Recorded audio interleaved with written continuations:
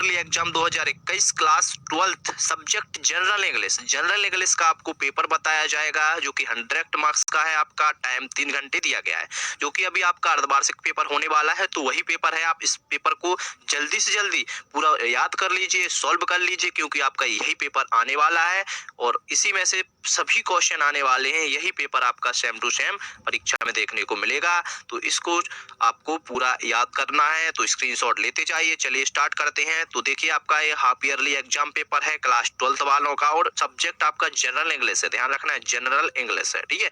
तो प्रश्न क्रमांक 1 में क्या दिया गया है, ईच क्वेश्चन कैरीज 1 मार्क्स, यानी कि प्रत्येक क्वेश्चन 1 मार्क्स का है और ऑब्जेक्ट टाइप क्वेश्चन है। तो चलिए इनको सॉल्व करते चलते हैं, ठीक है। तो प्रश्न क्रमांक 1 से देख लेते हैं। तो प्रश्न क्रमांक 1 में देखिए क्या दिया गया है, according to the poet, according to the poet the person nearest to him।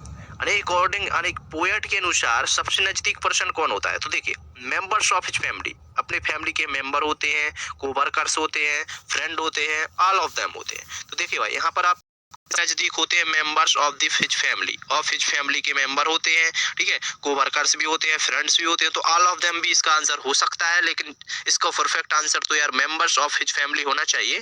तो आप अपने अनुसार देख लेना, मेंबर्स ऑफ फैमिली इसका आंसर होना चाहिए और इसका ऑल ऑफ देम भी हो रहा है, लेकिन यहाँ से मेरे हिसाब से मेंबर्स ऑफ फैमिली होना चाहिए। सेकंड देखिए, a word similar in meaning to the word attentive. Attentive को क्या होगा भाई, अटेंटिव का अवेयर होता है, ठीक है। सिमिलर मीनिंग अवेयर होगा, इसका आंसर क्या होगा, अवेयर होगा इसका आंसर।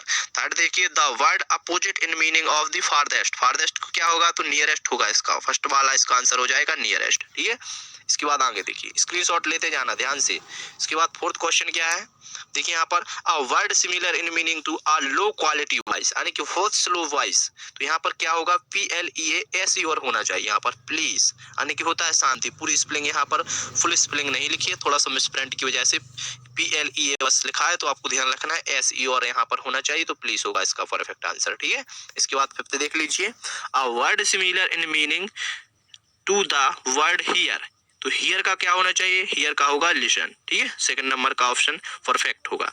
इसके बाद बढ़ते हैं प्रश्न क्रमांक 6 की तरफ।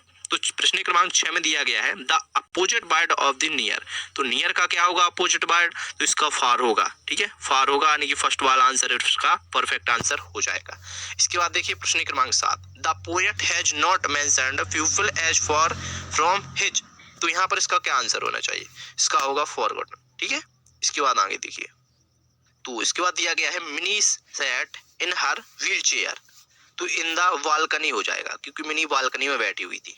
इसके बाद दिया है inspired of strong breeze children were instead in the air. तो यहाँ पर आपका क्रिकेट हो जाएगा आंसर। इसके बाद देखिए प्रश्न क्रमांक 10, ठीक है, Mini's mother called her to come inside because it was raining outside.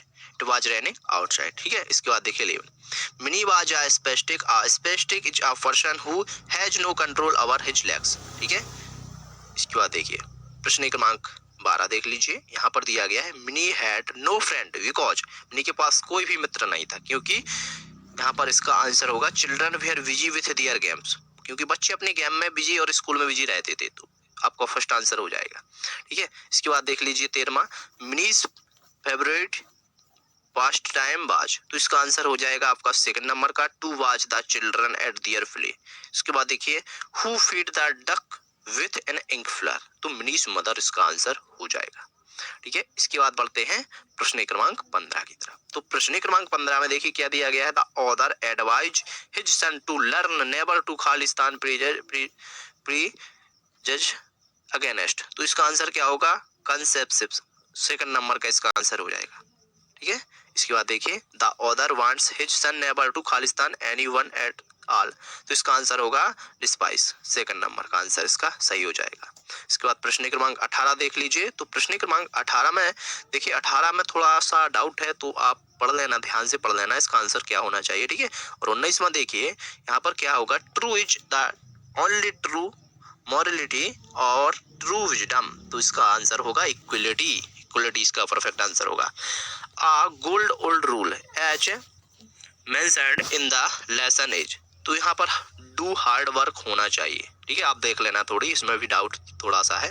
इसके बाद देखिए प्रश्न क्रमांक 21, तो यहाँ पर दिया गया है as you know nothing of the unfamiliar person learn neighbour too. तो यहाँ पर अनफेमिलियर पर्सन क्या सीखता है, तो तीसरे नंबर का इसका आंसर हो जाएगा।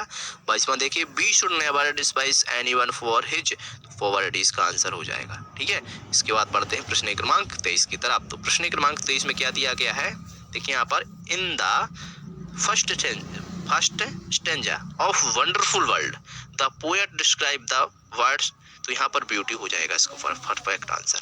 24वां देख लीजिए, how does the poet address the earth in the third stanza. तो थर्ड पोएम में कवि ने क्या बताया है, तो वो यहाँ पर आपको बताना है। तो देखिए यहाँ पर क्या आंसर होगा इसका आंसर आप थोड़ा पढ़ लीजिए, थोड़ा इसमें भी थोड़ा सा डाउट है, आप कमेंट में जरूर बता देना। ठीक है, 25वां देख लीजिए, there is wonderful grace on the world. तो यहाँ पर क्या होगा, हेड हो जाएगा आपको वंडरफुल में। ठीक है, इसके बाद आते हैं प्रश्न क्रमांक 26 में आपके fill in the blanks. Fill in the blanks ध्यान से देख लीजिए, पेपर में आने वाले हैं। फिर यहाँ पर खालिस्तान दिया गया है, हैज ही कॉल्ड मी। तो व्हाट इसका आंसर सही हो जाएगा, आई ओपन्ड द डोर। फिर इसके बाद में fill in the blanks looked out. तो यहाँ पर एंड इसका आंसर हो जाएगा। इसके बाद है third, the sun has set, खालिस्तान दिया गया है। फिर it was still light outside, तो और इसका आंसर हो जाएगा। इसके बाद खालिस्तान यूनाइटेड नेशन, तो इसका द आंसर हो जाएगा। इसके बाद है I am not interested, Khalistan दिया गया है यूवर प्रोपोजल। ठीक है, तो इसका आंसर क्या होगा, विथ हो जाएगा इसका आंसर। ठीक है, इसका लास्ट वाला का सम हो जाएगा। ठीक है, तो ये थे आपके ऑब्जेक्ट टाइप सभी क्वेश्चन प्रश्न क्रमांक 26 तक। इसके बाद आते हैं आपका पार्ट 2। पहले आपका पार्ट फर्स्ट था, इसके बाद आता है आपका पार्ट 2। देखिए पार्ट टू में क्या दिया गया है, नोट दीजिए। देखिए नोट ध्यान से पढ़ लीजिए इसको। Attempt any 10 question, each question carries 3 marks. यानी कि 10 क्वेश्चन में से आपको मतलब अटेम्प्ट एनी 10 क्वेश्चन करना है, 10 क्वेश्चन अटेम्प्ट करना है आपको पार्ट 2 में से। वो प्रत्येक 3 मार्क्स का है, प्रत्येक कितने का है, 3 मार्क्स का है। तो ये रहे आपके question first, second, third, fourth, fifth, 6, 7, 8, 9, 10, 11, 12। ठीक है, तो इन सभी का आप एक बार अच्छे से स्क्रीनशॉट ले लीजिए, ध्यान से स्क्रीनशॉट ले लीजिए, सभी को याद कर लीजिए। ठीक है, आपके बुक में सभी क्वेश्चन मिल जाएंगे। ठीक है, और यार अभी तक लाइक नहीं किया यार, आप लाइक कर दीजिए यार, और वीडियो को शेयर भी कर देना है। ठीक है, और यदि आप चैनल पर नए हो यार तो इसे सब्सक्राइब जरूर कर लेना है, क्योंकि जैसे ही पेपर वायरल हुआ मैंने आपको फर्स्ट नंबर पे दे दिया है, फर्स्ट में आपको फर्स्ट बार मिल गया है। ठीक है, अभी आपके पास टाइम है तो आप पूरा पेपर अच्छे से कर सकते हो। ठीक है, इसके बाद अपने एग्जाम में लिख सकते हो। तो आपका पार्ट सेकंड यहाँ पर कंप्लीट होता है। ठीक है, स्क्रीनशॉट ले चुके होगे आप। इसके बाद पार्ट 3 देख लीजिए। तो पार्ट 3 में क्या दिया गया है, नोटिस पढ़िए ध्यान से।